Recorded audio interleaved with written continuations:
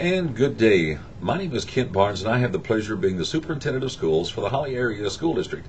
And I'd like to share some information with you regarding your and my Holly Area School District. Today is Friday, February the 19th, and I'm looking forward to next Thursday evening at 6 o'clock here at the Board of Education room, where I'll be hosting the third community forum. And that community forum will go over the thoughts that have been recommended for budget adjustments for the upcoming school year. I will also give a brief update on budget with the assistance of Mr. Steve Lennar, our assistant superintendent, and I look forward to that meeting because on March the 15th, at its regularly scheduled meeting at Holly High School in the auditorium, I will be making budget recommendations for the 2010-2011 school year. Those recommendations will be acted upon, I am hopeful, by our Board of Education on Monday, March the 29th.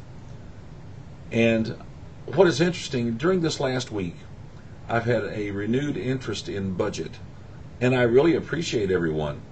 The problem is people are simply telling me what I shouldn't do, can't do, must not do, and they're not giving any options for budget adjustments. Why is there an issue?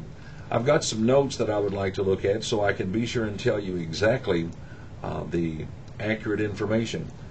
I had hoped this fall that we would be at approximately 3,780 students.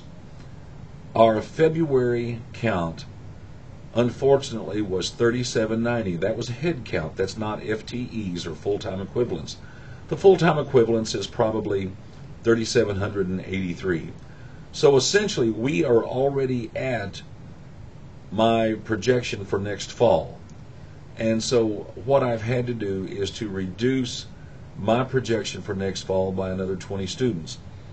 If you use our 7316, our foundation allowance, multiply it by 3760, you get $585,280.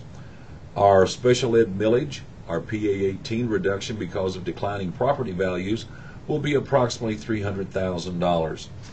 State reductions, and I'm still using the 433, 165, and the 268, but the 433, if you multiply that times 3760, you get $1,628,080.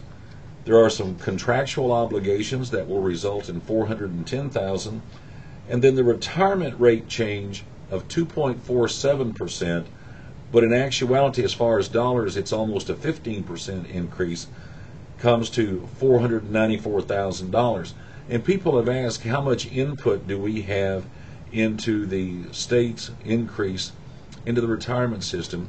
And we don't have any. They're trying, obviously, though, to keep that system solvent.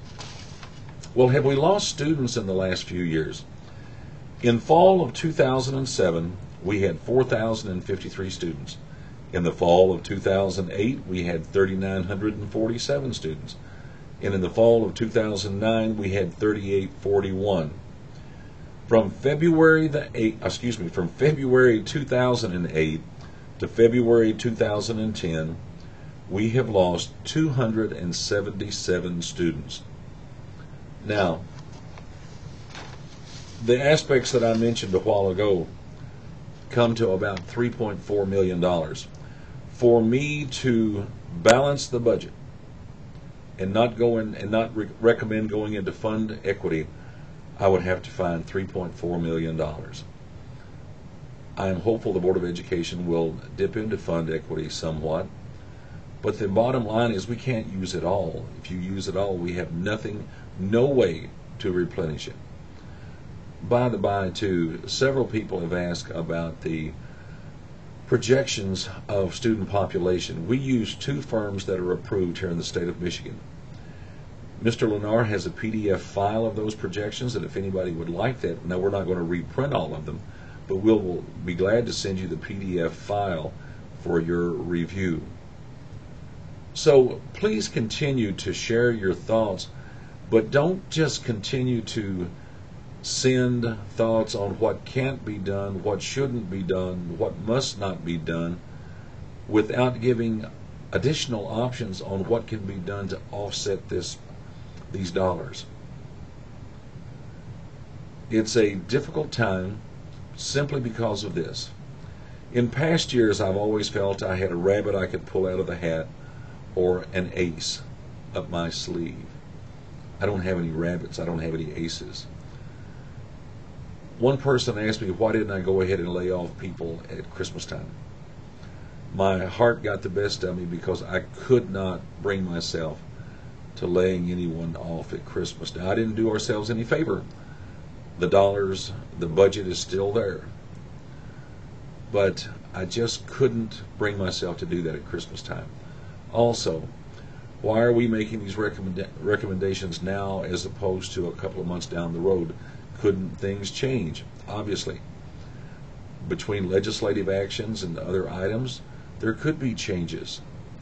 However, it's only fair to our employees because at this point in time, I would be looking at between 18 and 20 layoffs from both support staff and certified staff.